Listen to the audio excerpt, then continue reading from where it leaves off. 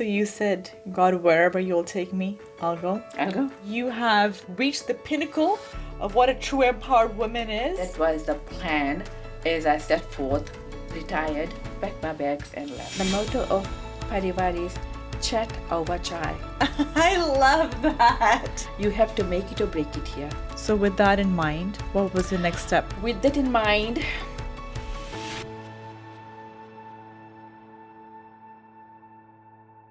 Welcome back to Between Us with Ashleen Chan, and thank you so much for tuning in for part 2 of my conversation with Ranjini. I thought it would be really unfair to cut short my time with Ranjini, who showed up with so much excitement, and there's so much to learn from her. I learned a lot during my conversation and the time I spent with her, and I am just in adoration of the woman that she is and the zest that she has for life. So without further ado, let's pick up of where we left off last week. Thank you, Ranjini, for so candidly sharing your experiences. And especially, it's not easy to sit here and talk about topics such as mom guilt. Was there any other incident as it pertains to your children that you wish perhaps you could undo the hands of time? yes, What is it? I have regrets about not being there many times when my children may have needed me. From the time my husband passed away, Ashleen, I stopped being a mom. I started being a parent. Prior to that, I was a gentle, soft mom, and they had a dad, and I was also strong and I disciplined them when needed. But our roles were very concrete. But as soon as he was gone, I stopped being a mom. And I just started being a parent. And at times I feel I did not fulfill either to the best of my ability. Because I was always shortchanging each to the other. And I have a lot of guilt about that. And I've spoken to my children about that. And of course they brush it off. Their mom, you just did what you had to. And there are times when I just became an island. I didn't share any of that. I just kept things to myself. One extremely difficult incident which shattered our family was when my second son, so I have 2 boys and my youngest is a daughter. So my second son, Ashwin, was a middle child. So he had a lot of struggles as a middle child, coping up with so many other things in life. However, when he went to the military... Oh, he served for our country? Yes, he did. He did in the Navy and later in the Army. Wow. He did 2 terms. During his second term, while he was in Iraq, he was in a bomb blast. Oh my gosh. And it was an extremely devastating and a traumatic time for our family.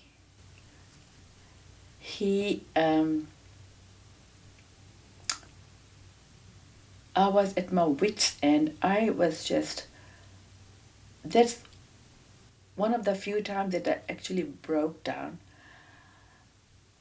And I wish there's somebody I could lean on. And that's something only a mother knows the feeling of. Only a mother can deal with it. That's what my mom says when I say certain things. I'll say to her, and she says, Yeah. Only a mother knows. It's just a mother.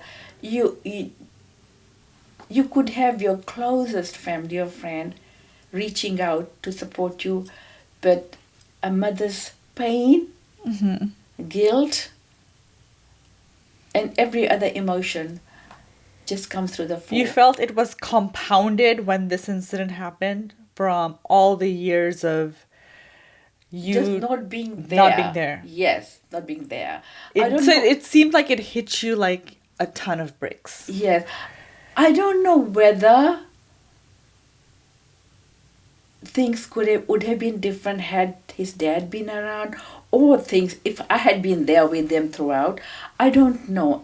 But because I felt it just amplified Oh. And it took our whole family. It was a moment when we all gathered together, supported him through, got him back on his feet. And I'm sure it must have been hard for him because it takes a lot of strength for you to show up and serve our country. Yes. And be of service. I wonder where he gets that from. I want to take credit there. He is just an amazing young man. However, in all that deep setback, he also had a sense of pride because he came back with one of the highest honorable honors. He came back with Purple Heart. Yes, yes. That's amazing. Yes, extremely proud of him. I'm proud to know of this as well. I wasn't aware till now. Yeah, he came back with a Purple Heart. He saved 3 lives. Wow. At war zone. Wow. While he was injured.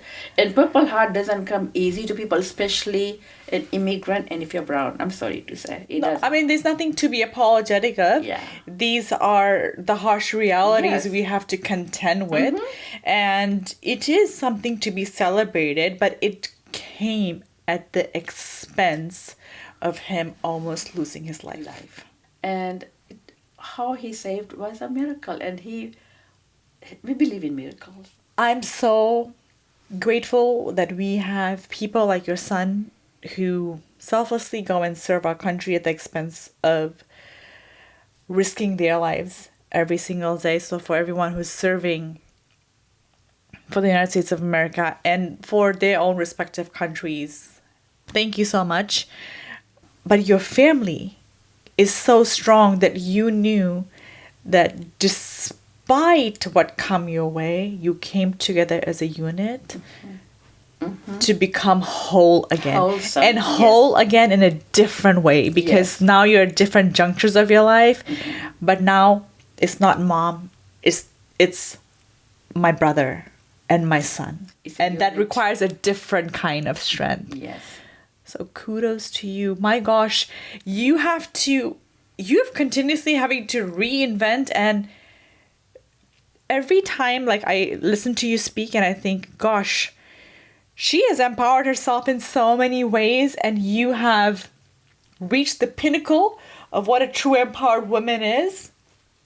Here comes life testing you again to see if you really know the true meaning of being an empowered woman. Like I always say, life gives you lemons, you just end up making lemonade out of it. Thank you so much for sharing this very intimate part of your life and bits of your family. I want to, for a moment, circle back to when you were a school social worker advocate and you were working 2 jobs. At what point did you say, I now have achieved my American dream, my white picket fence? I don't think I want to do this anymore. And when you had that moment, what did you decide to do? So while I was working within the school district in these 2 positions, I decided, I need to go. It needs to be an upward mobility for me. I need to now concentrate on one job, bringing in as much money the 2 jobs would do. So I needed a promotion, and I needed a way out of this because it was great. I loved both my jobs. The money was good, but I needed to set forth on a journey where I could be making more money with just one job instead of just hustling like this. This had served its purpose now. Yeah. So then an opportunity came, and I applied for a job within the Department of Social Services within the state of California. And it was a great job, paid really well. I worked under the CalFresh program, which is the food stamp program. So my job was to travel all over California and audit and review as a quality control person to see whether the counties were giving out the benefits accurately or whether the guidelines, the federal guidelines were being followed or not. In this new job, it was very different from what you had done, but also very similar to the scope of how your life has been thus far, career-wise. What were some observations that you had with the CalFresh program? One of my observations was that there were lots of freebies given to families. They came in and they got their food, cash money, wherever, and they just walked away with it. It took me to a time where, and also to a country where we have no such benefits. There's nothing available to our families, especially struggling families who genuinely struggle. And I'm not saying that folks who are on CalFresh are not genuine. They are, a lot of them are.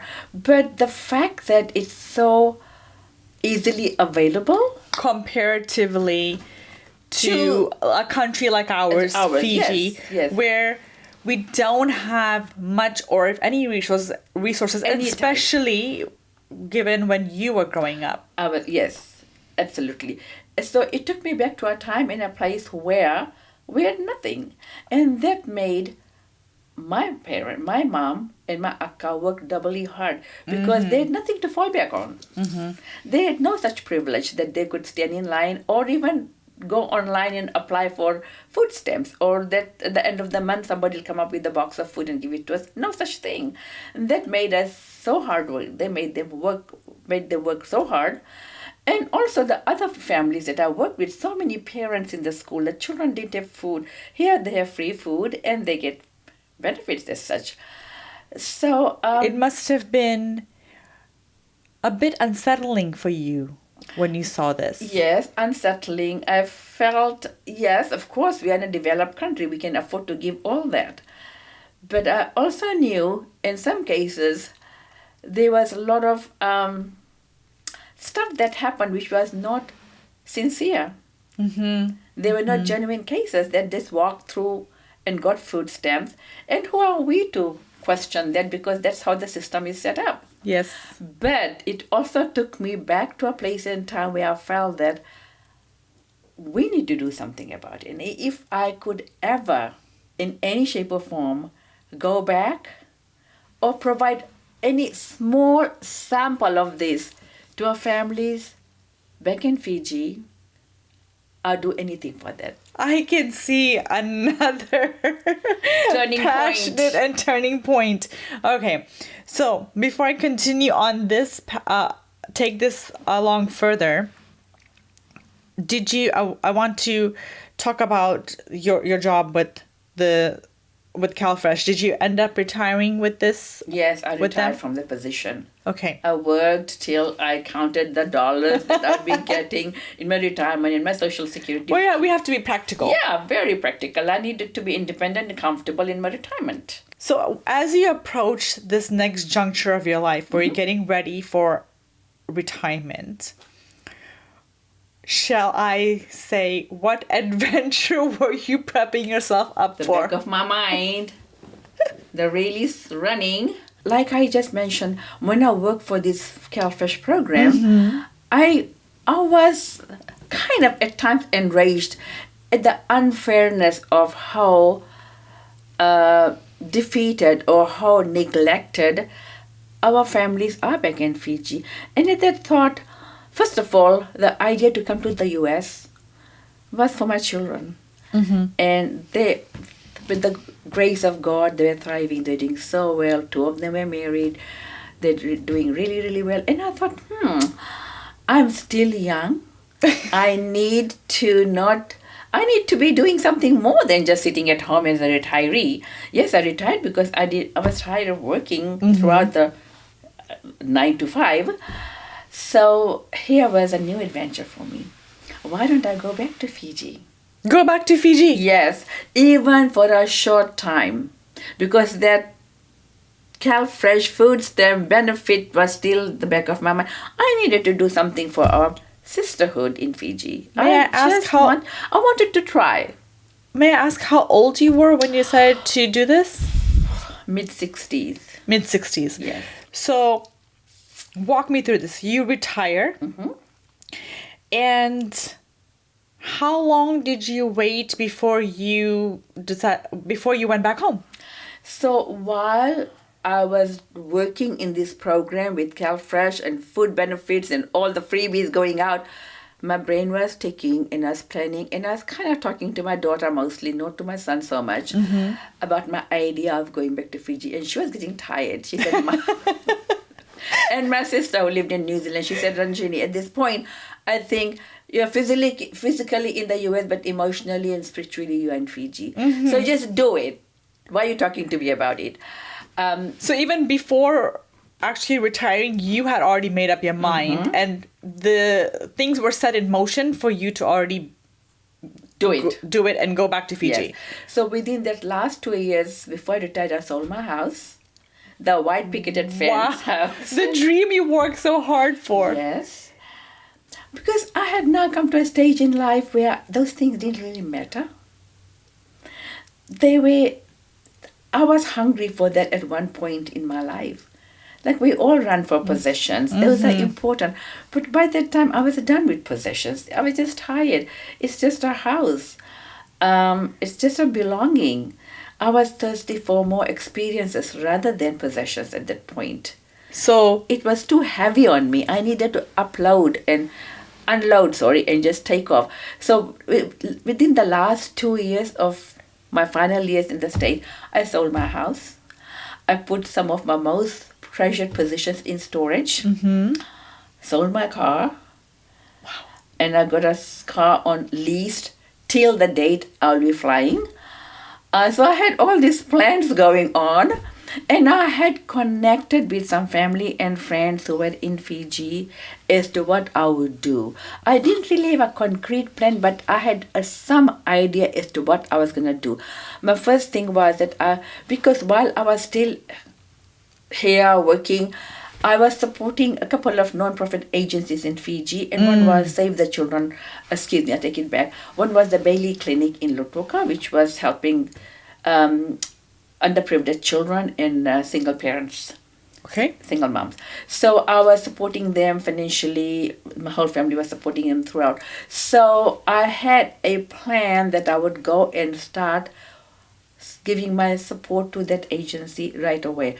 So that was the plan as I set forth, retired, packed my bags and left. My God, what a woman. Not a lot of people would have it in them to go back and restart. But I'm really struck by what you said is you weren't a slave to everything that you had worked so hard for. Oftentimes, when we work so hard and pour our blood, sweat, and tears, for instance, into a house, and we've achieved that dream, it's really hard to walk away from. People feel tied down because that's where they've put their roots. I think I'm more of a gypsy. I didn't want to be tied down. I wanted adventure still, but I wanted it for a cause, for a purpose. So would it be fair to say is that when you came to this firm decision, your whole life had been dedicated to what you had to do and then to your family, to your husband, and to everybody else who needed you. But this decision that you took was for Ranjini. For me. But even the decision for Ranjini was still rooted in service for others. But that would have given me immense pleasure, more than sitting in my white picketed fence house. I knew that it'll give me immense joy, and I wanted that. You were hungry for it. I was hungry. I was ready. Hungry for it, like, teenagers when we have that young blood. The passion again. Amazing. So then let me ask you, how soon after retirement did you take off? Spent 6 months just traveling, giving myself a break. Detox. Asia, Australia, New Zealand, visited families, goodbye. And some of them asked, so what are you retired? And they said to me, you are so young to retire, what are you going to be doing? When I told the close ones that I was going to go and live in Fiji, they thought I was out of my mind. You mean to say you're leaving a country like US to go back to Fiji? Who does that? Yeah, it is difficult Why are you doing to that? comprehend. But I was surprised as to why people would think that. I thought they knew me better. Mm-hmm. But anyways, so I went to Fiji, settled down in a cute little place. And started your work right away? Yes, I actually volunteered in the beginning Mm-hmm. while I had applied for a dual citizenship because you cannot have a work permit unless you are a citizen there. So I had to apply for a citizenship. So the paperwork was in process, and I chose two of my most beloved non-profit agencies to support, Which were? which was the Bailey Clinic in Lautoka and the Women's Crisis Center in Suva. What did the Bailey Clinic in Lautoka specialize in? Or focus on? Providing support services to underprivileged children and women. Okay. For example, homeless women who would show up at the shelter, at the clinic, they will get food, clothes, but very minimal, nothing like a way. They had a small box of food that will be like for the whole month, one small bag of rice, Wow. small bag of dal, packet of milk, not even a packet of milk, sugar, couple of other soap, and I think flour. Wow. That's about it. A very small box. What was your role in these two places that you volunteered? I ran parenting classes for women, and I felt that it was a huge need because the role of a parent is paramount in raising children. And a lot of our families did not have that formal training. And because of my experience and because of what I had seen around me, in my personal experience, I felt that I was in a good position to be able to have a guideline for parenting. And that was very successful. Okay, so that's your work in Lautoka and the Women's Crisis Center. So the Women's Crisis Center, when initially started, there was only one location in Suva, but now they've opened up different, because of the need and the awareness of what the wonderful work the Crisis Center is doing. They've opened up different centers in a place called Nandi and Lautoka and Suva and Bar. So their locations, amazing. amazing. They get a lot of grants and there's a lot of awareness with the Women's Crisis Center. But they recognize that there's a need for it. yeah. So finally, yeah. they're getting the help that is much needed. Yes. Good. I called her and said, hey, I'm here, I'm back. And she was excited. She said, hey, come on board. What do you want? I said, I want to help out in any form.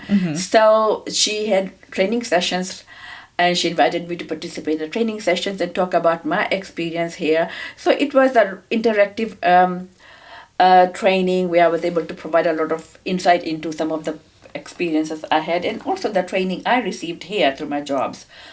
And I was also supposed to continue in that and work as a counselor with the crisis center. Until Yes, things changed. What exactly was that? Because of COVID. So COVID, The big bad COVID ruined everything for me. And for a lot of people. Yes. How did it impact you and your work? Did you stay in Fiji? So when COVID initially, the rumblings of COVID happened, I was still in Fiji. It was January of 2020. I had a return ticket to US, so I had to come here anyways. And I wanted to reload things from Costco and go back to my home in Fiji. And it was my daughter and my granddaughter's birthday in March, so I was coming for a Spend time with the family. Yeah, fun occasion, go back. When I arrived here, 20th of February, by the end of February, things started moving really fast and drastically. By mid-March, everything was closing down. And Very soon after, the entire world shut down. soon after, and at that point, my granddaughter's daycare closed, and my family pretty much needed me here. So when my son and my daughter-in-law approached me and said they needed me to stay to help out with my granddaughter, and I didn't bat an eyelid because charity begins at home. They needed me. My family needed me. Till now, they had never said for me to stay back and babysit or anything. When I planned on going to Fiji, they were Okay. Very They said, supportive. go ahead. But they needed me. So I stayed in that with them for about 4 or 5 months. That must have been so hard for you. It was In the hard. sense, It was hard. not that you were not happy fulfilling your obligations, spending quality time with the family. granddaughter, yeah. Did you have moments of darkness that time? Yes, lots of doctors. Because of COVID, it was uncertain. And every time you hear about the stats in this country or that country, borders are closing, people are dying, so many thousands are dying in this old. It was just chaotic. For that reason, and also I didn't know which way I was gonna go. It was really. You were sort of in limbo. I was in limbo land, yes. It was heavy on my heart and my mind. I always like to plan for the future. I always like to have a vision. At that point, I had no vision. It just closed down. Together with people having COVID and also COVID with another issue because I am aging. My children were constantly, and Mom, did you take your medication? Did you get your shot? So Coming out of a place of love and concern, yes. Of course. It made me feel very vulnerable at that time. So COVID had multiple concerns and issues for me. Yeah, but I could not even entertain the idea of going back to Fiji at that point, at least temporarily. That must have been the only word which is very light that I can think of right now is disappointing. Did you feel despair at that moment? Yes. Helplessness, despair. I think that's one of the few times in my life I came to a block, a standstill with no pathway. I didn't know which way to go. At a crossroad where there was no beginning or end, I was just stuck. What did you do? Just prayed. The thing that I do best, at despair, left it to destiny and to God. So you said, God, wherever you'll take me, I'll go. I'll go. Isn't it beautiful when Everything fails. everything fails? There is a light. And I firmly believe in that light. Because my purpose was selfless. It was something deep-rooted, something needed, and it was beyond anything that I would gain from that. But of course, apart from satisfaction, it came from good intention. Yes. And also adventure. So I left it to God's great grace to lead me, and I was ready to go in whichever path. And what was the answer that you got? The answer was, Ranjini, your time in Fiji is done. Wow. That was a hard pill to swallow. That's the answer I received. Like, you have done your part. And I had this conversation with my sister. I was dissatisfied because I wanted to do at least minimum of 2 years because I had just started the groundwork and I just was getting ready and ripe and had applied for my dual citizenship. I was just waiting. And sometimes in despair, I was wondering what was the test in this for me. Yes. Where did I falter that it was nipped in the bud? Because till now, every vision I had to do something purposeful in life Had I was materialized. able to. Yes. But this one time is when I was at a juncture, at a crossroad where there was no light. And I had to go deep inside of me to seek the answers. And so when the The answer... answers was there, Ranjini. This is the place you're going to stay. There's no way out for you. You have to make it or break it here. So with that in mind, what was the next step? I decided that now that I'm going to stay here, I needed a car. I needed a place of my own. You wanted to have your own freedom to move around as you wished? Yeah. Is it because you've been independent in your life? All my life. I loved my children, really loved having me, and especially with my grandkids there. It was like, it was my home. But also, and my children knew that about me. It was my home, yet it wasn't my home. I get that.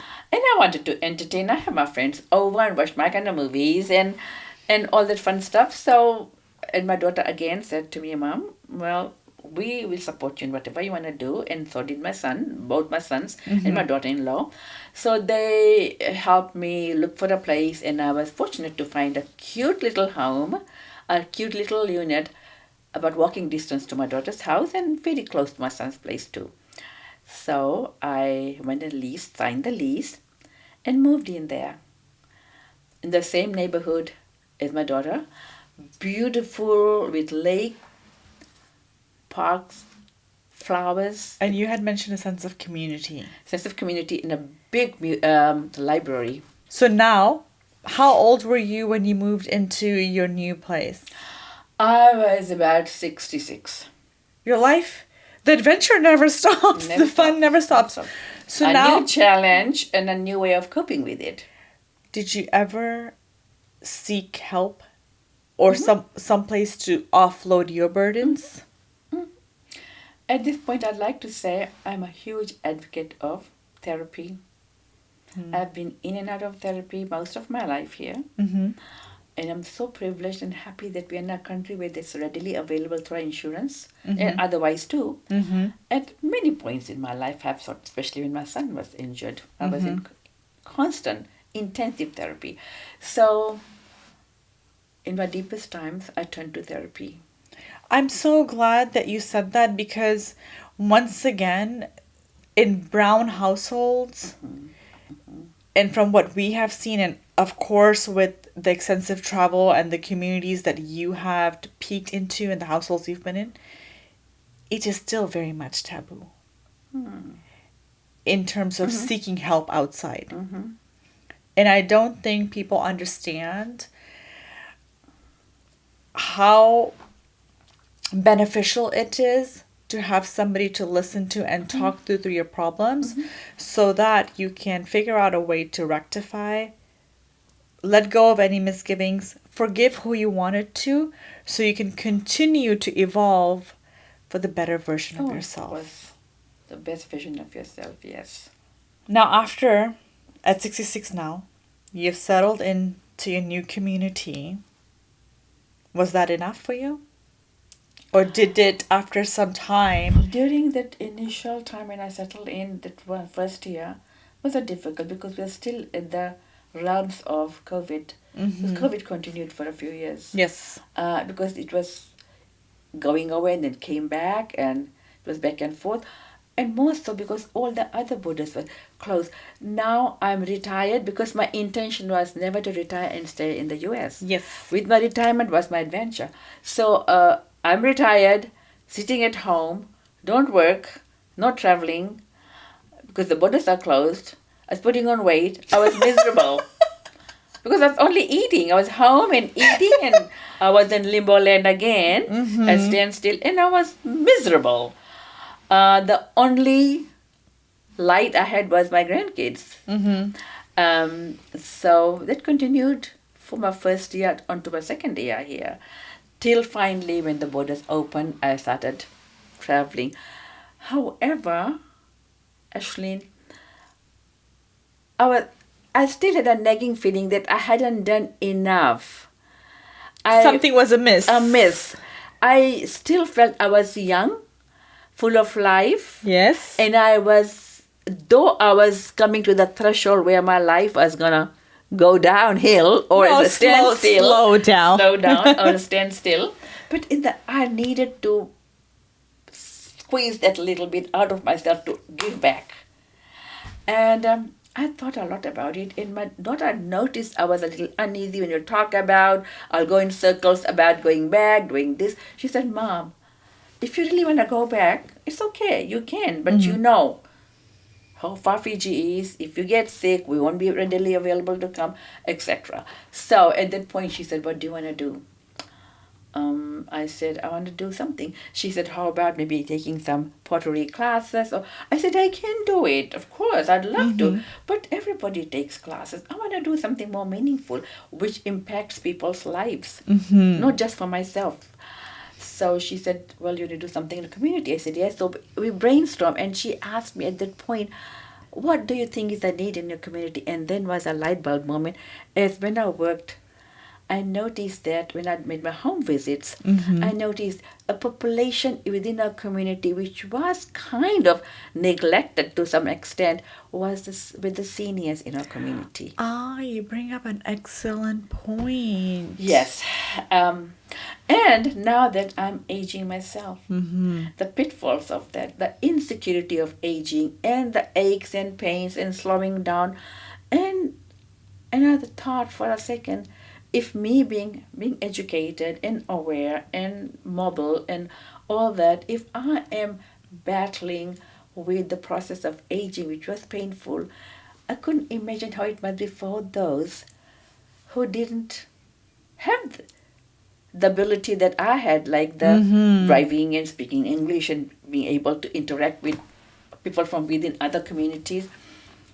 And that's when I thought of, maybe a small senior group for within our community. Why only within our when you say within our community, you are more primarily referring to the Fijian Indian community. Fijian community. And people have asked me why. So actually, when you think of this community senior support group, all other communities, big Russian community, Asians, Americans, They all have it. Indians, Chinese, they all have their little center for seniors. It's only the Fiji Indian community who do not have. I've researched neither all over here or in the Bay Area. There's nothing for seniors in the community. It's zero. Wow. The only place they go to is the mandir, or the temple, or a family event. Otherwise, there's no place for them to go for their identity. And that's tough because as you start aging, your confidence wanes and you lose your sense of self. That can age you faster. Yes, and depress you and Yes. diminish your self-worth. So what came out of that was? The idea of a senior support center for Fiji Indians. And some people have given me negative views on calling it Fiji, but But it does serve. You started does. with the purpose of serving Yes. of the Fijian Indian community because there was a void, there was a lack. void. It didn't exist for our Yes. community. And to expand on that a little bit further, elderly people from our community wouldn't feel comfortable when they're already lacking in confidence to just go into another senior citizen community Yes, I and was coming feel to at that. ease. I was coming to that, absolutely.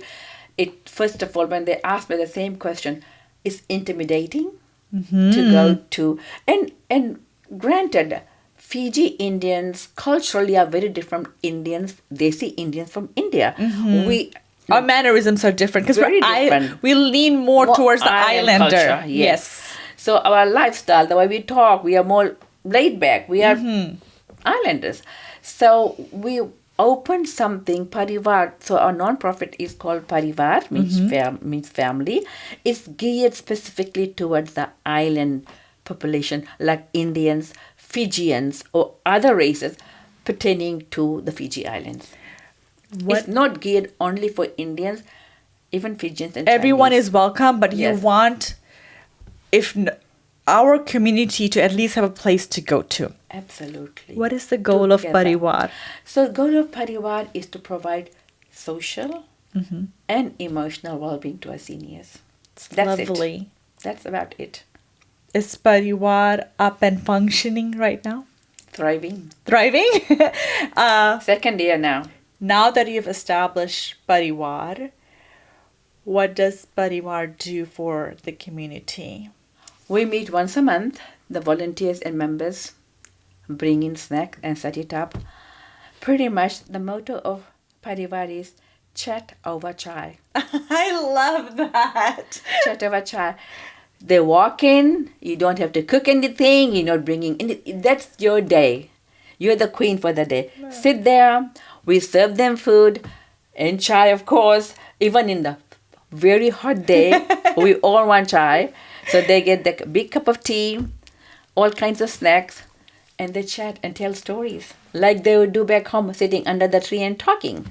May I ask you, in this environment that you're fostering so they can come out of their shell, because it does take a while to get to know everybody and feel comfortable enough to engage.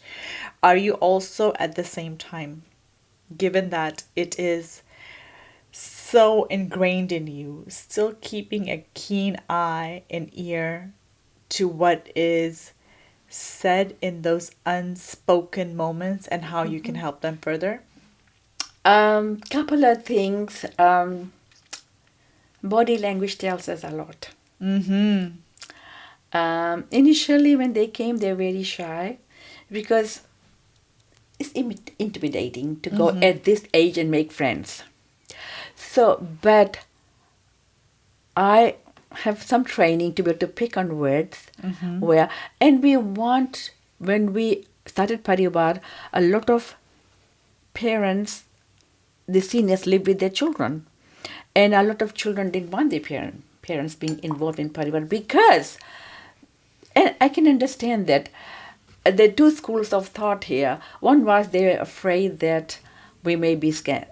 Could be a scam. Understandably so, because they're so rampant these days. Whatever. So they thought it's money-making venture, number one. Secondly, I think they're afraid that the parents would come and gossip about the house. Every family has some kind of issue going on, some drama or something from the home. So first of all, we told our seniors that we do not entertain any gossip. Whatever happens behind your closed doors at home, you keep it there. We don't want you to share your story about daughter-in-law or son-in-law or grandkids, number one. Secondly, we don't want to talk about politics or religion.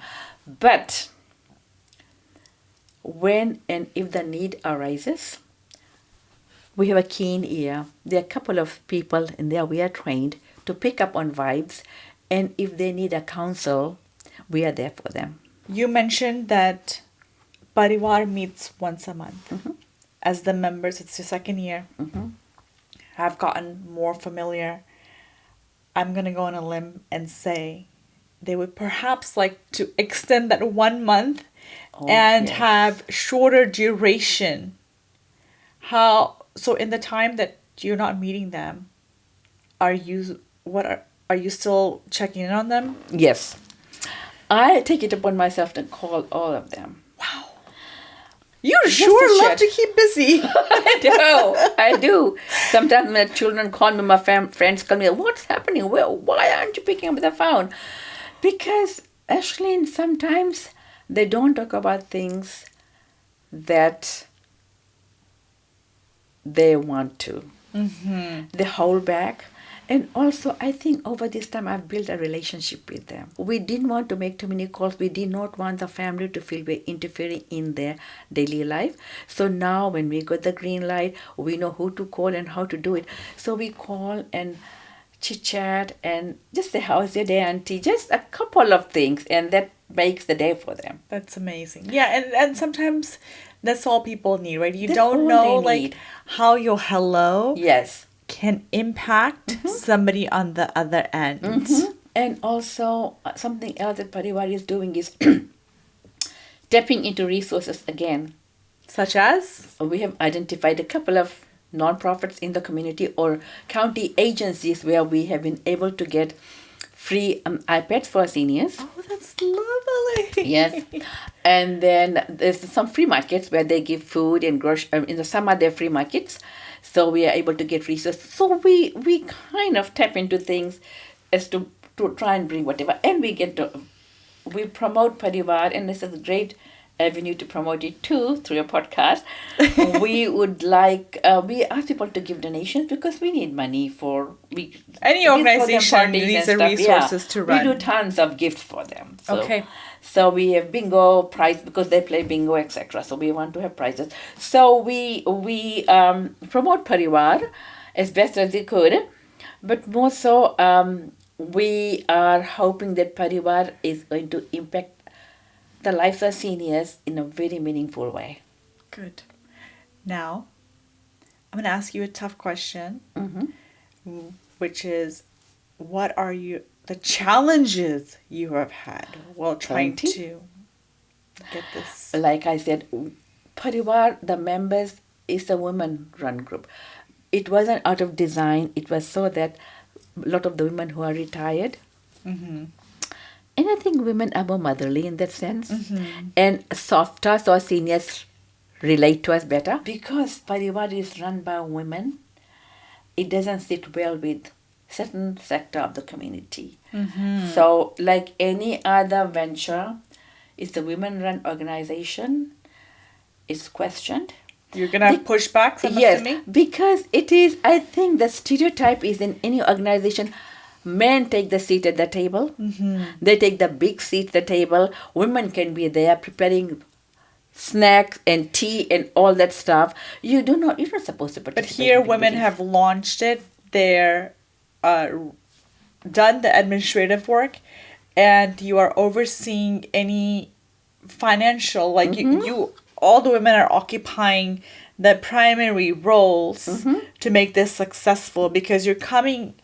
Your approach is for obviously the elderly, but from a nurturing aspect Yeah. of it. Absolutely, you said it well. With the pushbacks, you still manage to get it off the ground. It's a battle. Have those. So, what I was going to ask is have those battles Okay. waned a little or not?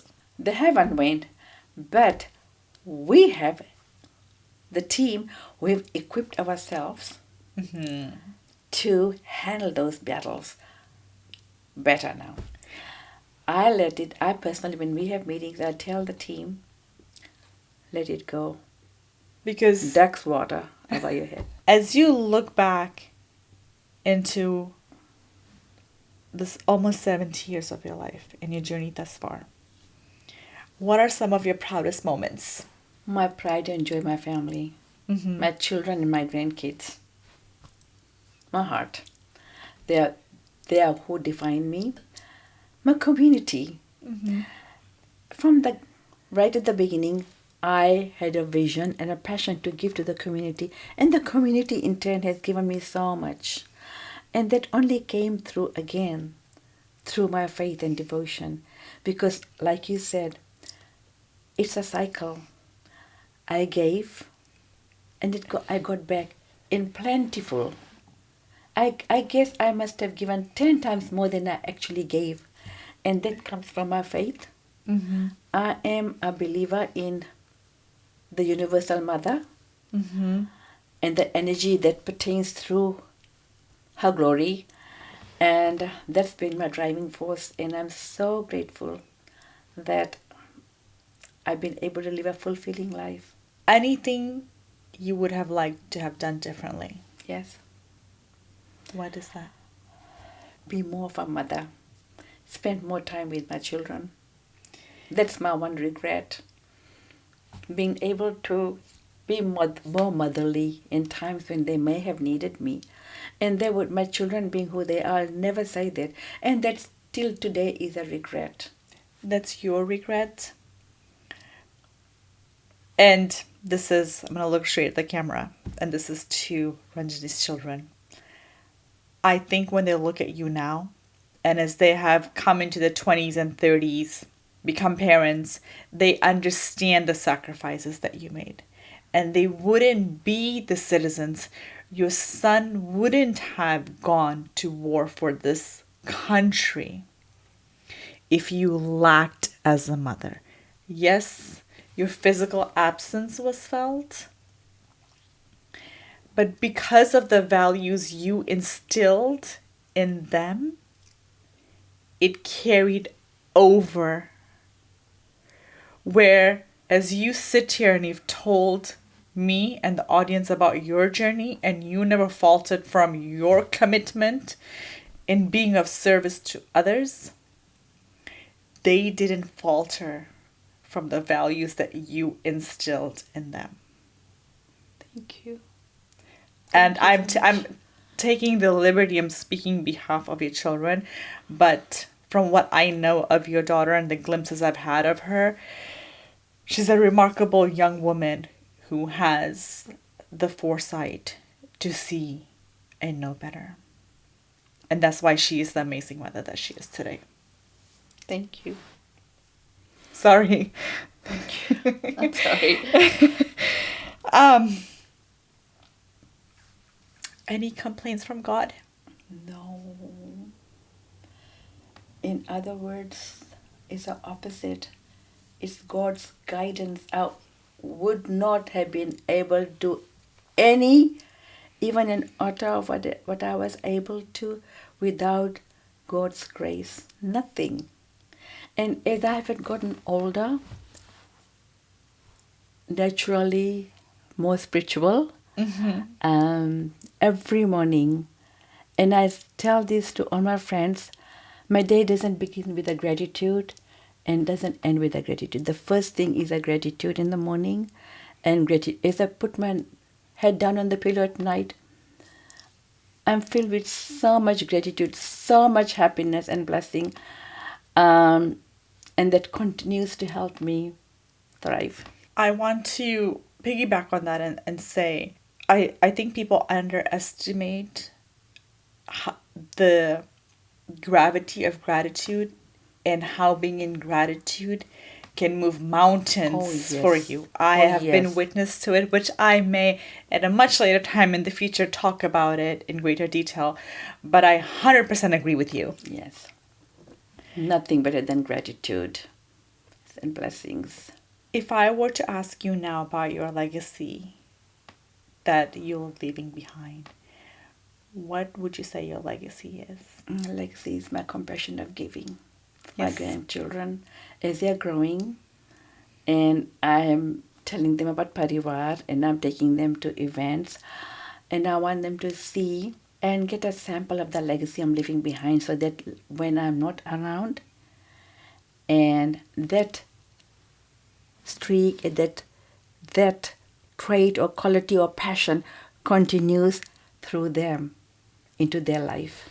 Putting aside everything that you have done for everybody, the many hats that you have worn, as it pertains to you as a person, as an individual, to Ranjini, what is something that is so core to you that you are so proud of? My compassion, number one. You never got tired of giving? No. My compassion, one. And second, I'd add, my truth is my resilience. It stems through my resilience. In spite of, like you rightfully said, and through all the challenges from childhood to my adulthood to my new role here in this country, and as a parent and as anybody, you go through challenges. But if I am able to sit here today and talk tonight and talk to you and be in this frame, it is because I'm an epitome of resilience. You just said something which struck me, which is, you said you live in your truth. When you live in your truth, it is not easy for people to digest that version of you. Mm-hmm. And there will be a lot of people who come by to knock you off of your chair. But as you said, if you live in your truth, the ones who are supposed to be part of your soul's journey, the right people will find you. Yes, 100%. And I'd like to also add there, Ashleen, that yes, I have come across people who have tried to knock me down or be judgmental and critical. There was a time the old Ranjini, the fire in me would make me mad and angry. But through the grace of God and through my inner strength and my spiritual journey, I've learned to take it in my stride. Those things don't matter anymore. You've seen too much of life now. I'm in a happy space right now. And also, I've embraced a very minimalistic lifestyle. Possessions don't matter me. Experiences matter. I love to travel. I love to experience things. And there'll always be haters. But they don't matter. No true words have been spoken. They don't matter. I'm a shining example of yes, you are. To be. Yes, you are. And now, that empowers me. I'm almost afraid to ask you this question. Okay. What now? You've asked me everything. You got the honest answers out of I me. know, but like I said, you are on the cusp of 70. What are your future aspirations? Because you sit here glowing, so full of life. You're giving me a run for my money. That's why I said I'm almost afraid to ask this question. Continue to live the best version of myself. That is my dream. The best version emotionally, spiritually, and physically. Just live the best version of myself. And what are your visions for the community? For the community, well, for now, for Parivar to thrive. And I hope when the global audience and especially the members from our Fiji Indian community hear this, they will, Oh, I hope. you will hopefully have new members. God willing. Lastly, advice for the audience in terms of people who might be facing their own challenges and not having the courage to start over or are stuck in limbo. Number one, to get out of the victim mentality and be kind to yourself. Yes. A lot of time we are our worst critics, So true. and we tend to believe in all the negative talk that's being drilled down us through generations, be it from your childhood or from your partners, from whoever. Just let that talk go. Believe in yourself and live your truth. You live your truth. You are worthy. You have so much to give. You've got so much going on in this world. Just embrace that. Ranjini, in the moments when you're going through those darkness and despair, it may seem like it is this dark abyss, a never-ending cycle. But before you know it, life is going to pass you by. Yes. On that note, I'll also say, Ashlyn, especially to our women folk, always ask for help. You can never be too strong. We all need a shoulder. We all need help. Believe in this power of sisterhood. Reach out and ask for help. You'll be surprised how many people will be willing to help you if you show your vulnerable side. I'm so glad you brought that up because I am one. I'll use myself as an example. I shy away from help, asking for help, because I'm so used to being independent, and I'm also weary. Sometimes when you ask for help, people ask for favors that outweigh the help that you may have asked. Bingo. Yes. So that makes, I think, most of us women cautious. Agree. And it also a two double sword issue here, because first of all we want to be empowered and strong. At the same time there is a vulnerability which we try and cover up, but in the long run that could defeat you. Yes, you're right. You're You are right. saving grace. And I will say also at this point, yes, we may have a facade of just being all encompassing women, strong and all that stuff, but deep down we have our own insecurities, our moments of despair when we need a gentle touch or a hand. And I'm sure we all have someone like that in our corner. Yes. Reach out for that hand. People are always willing. You'll be surprised at how much people could. Yes. To that point, I will agree, because at some point I said, let me ask for help. And that was something I had to really get over that, I guess, hump, for lack of a better phrase or word, myself. And my goodness me, when I opened my mouth and asked for help, people showed up. And they showed up without questions asked. And how? and helped. And I think what you had said during some part of our conversation was they knew the dignity and the way you carry yourself, that when you open your mouth and ask for help, they're more than happy to do it.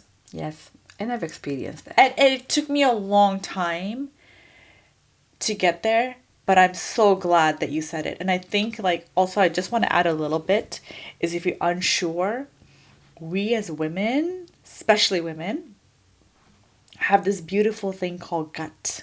Instinct, yes. Like gut and instinct, 100%. So lean on that. I'll lean on that, yes. That's your Yes. superpower. Superpower, I agree. I agree. That's a superpower. Lean on that. Go with your gut feeling. You know where to tap and where not to. And never be ashamed or inhibited to ask for help. Lovely. What a beautiful way to end this amazing podcast and our first episode. Thank you so much for being part of this. I am so honored and so privileged that you showed up to share your journey. It wasn't easy, but you showed up to help the audience see how resilient we are, how strong we are. And through your journey, you have shown all of us that you can reinvent and start over at any time you want and live your life with passion. To going back to Fiji, to reinventing yourself again at 70, you have really approached life as an adventure, and that adventure has given you so much more in return. What an enriching life. Thank you for inspiring me to make sure that when I get to your age, I still have that spark and that spunk that you have displayed today. Thank you, and it's an honor. Thank you for inviting me. It was a pleasure to share some of my experiences. I don't know if I have done anything extraordinary. Like I said, I just went with my gut feeling and my passion for life and living. And if that impacts a few lives, I'll be very happy to have shared my story. Well, I hope all of you can draw some inspiration from Ranjini here today. As we Fijians say, Vinaka, which means thank you. Thank you so much for joining us on this first episode of Between Us. If you like what you heard, please subscribe. Till next time, this is Ashleen Chand. Oh, I'm so sorry for taking your name. I'm so sorry. I hope I still had the energy to go You for did. I'm tired. No, I know. And it is 1:35 in the morning, but so sorry. Thank you. I had to take your name. It's like eating me up alive because it's not the way I was raised, and I felt like I know I had to do it for the podcast, but of course. But I just felt like disrespectful. Don't. Sorry. It's for a job. Look at it like if we're working together at work, right? Would you call me auntie at work? No. But I know you. Yeah. Thank you. So how?